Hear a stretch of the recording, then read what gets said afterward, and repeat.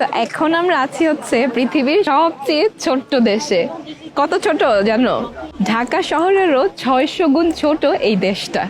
মাত্র 121 একর জায়গা নিয়ে হচ্ছে এই ভ্যাটিকান সিটি, এবং এই দেশটা ইটালির রোমের মাঝখানে একটা স্বাধীন এবং সার্বভৌম একটা নগর রাষ্ট্র। এখানে জনসংখ্যা হচ্ছে মাত্র 806, বাট প্রতিদিন প্রায় 25,000, কম বেশি হয়, বাট গড়ে প্রায় 25,000 মানুষ এখানে ভিজিট করতে আসে। 5 মিনিট হলো লাইনে দাঁড়াইছি এবং অলরেডি আমাদের পিছনে অনেক বড় লাইন হয়ে গেছে। আমরা ভাবলাম যে আমরা আগে আগে আসলে হয়তো তো একটা লাইন হবে না, বাট সবাই আমাদের মতো চিন্তা করছে অলরেডি অনেক লাইন হয়ে গেছে। এখন আমরা আছি হচ্ছে সেন্ট পিটার্স বাসিলিকা চার্চে, এবং এটা হচ্ছে longest church in the world. যখন এটা বানানো হয়েছে এরকম লংগেস্ট, এবং তখন রুল ছিল এটা থেকে লম্বা আর কোনো চার্চ করা যাবে না।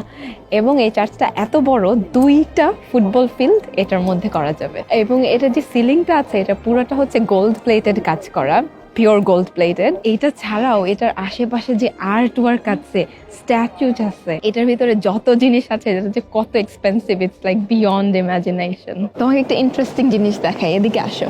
এইখানে যে একটা স্ট্যাচু আছে, দেখো ওর পা হচ্ছে একটা গ্লোবের উপরে, এবং ম্যাপের মধ্যে দেখলে ও হচ্ছে ইংল্যান্ডের উপরে পা দিয়ে রাখছে। এটা হচ্ছে ইংল্যান্ডকে ধিক্কার জানানোর জন্য। ইংল্যান্ডের একটা রাজা ছিল হেনরি দ্য 8, ও হচ্ছে অনেকগুলো বিয়ে করেছিল, হ্যাঁ, কিন্তু ক্যাথলিক রিলিজনে একটার বেশি বিয়ে করার নিয়ম নেই, একটাই বিয়ে করা যায়। সো ও যেহেতু বেশি বিয়ে করতে চেয়েছিল এই জন্য ও পুরো ধর্মটাই চেঞ্জ করে ও একটা নতুন চার্চ তৈরি করেছে ইংল্যান্ডে, যাতেও ও টোটাল হচ্ছে 6টা বিয়ে করেছিল। ও প্রথম বিয়ে করার পরে ওর কোনো ছেলে বাচ্চা হচ্ছিল না। সো ছেলে বাচ্চা না হলে তো রাজত্ব পাস অন করা যাবে না, এই জন্য ওর খুব ইচ্ছা ছিল ছেলে হওয়ার এবং একটা সেকেন্ড বিয়ে করার। সো তখন রাজা এখানে যে পোপ আছে, পোপকে একটা চিঠি লিখে অনুমতি চেয়ে সেকেন্ড বিয়ে করার, বাট পোপকে ওই অনুমতিটা দেয় নাই, বলছে যে না, প্রথম স্ত্রী বেঁচে থাকতে সেকেন্ড বিয়ে করতে পারবে না। তখন রাজা খুব রেগে যেয়ে সে নতুন একটা চার্চ শুরু করে, চার্চ অফ ইংল্যান্ড, হ্যাঁ, এবং ও রাজা হচ্ছে ওইটার হেড হয়। এখনো কিন্তু কুইন কিং হচ্ছে হেড অফ ইংল্যান্ড চার্চের। এটার জন্য এরা ইংল্যান্ডকে ধিক্কার জানাতে এই স্ট্রাকচারটা করে ও ইংল্যান্ডের উপরে পা দিয়ে ঢেকে রাখছে। আমরা একটা অডিও ট্যুর করছি, আমাদের ট্যুর গাইড আছে এবং ও অনেক সুন্দর সুন্দর ইনফরমেশন দিচ্ছে, আমি অনেক কিছু জানতে পারছি।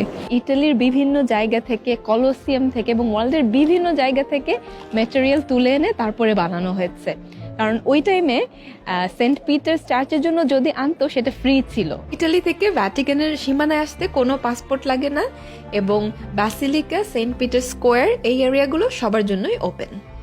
আমাদের গাইডেড ট্যুর ছিল বাসিলিকার জন্য, লেগেছে 15 ইউরো পার পার্সন, আর লাইন অ্যাভয়েড করতে হলে সকাল সকাল চলে আসতে হবে।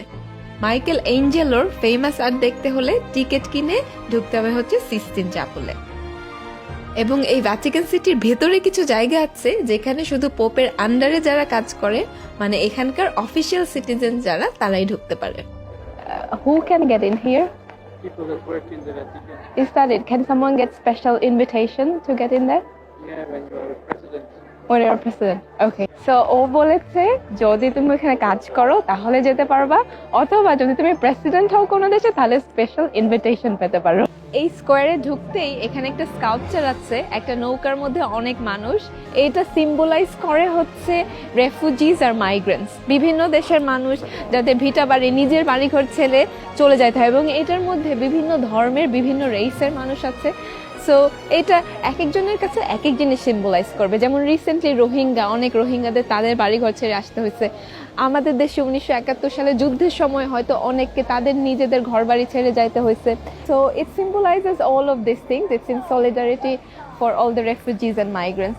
আমরা এখন একটু বাঙালি খাবার খাচ্ছি, এটা হচ্ছে বিফ বিরিয়ানি, আর একটু আগে আমরা সিঙ্গারা আর বেগুনি খাইছি, আর এখন হচ্ছে বিরিয়ানি খাচ্ছি আর পরোটা খাচ্ছি।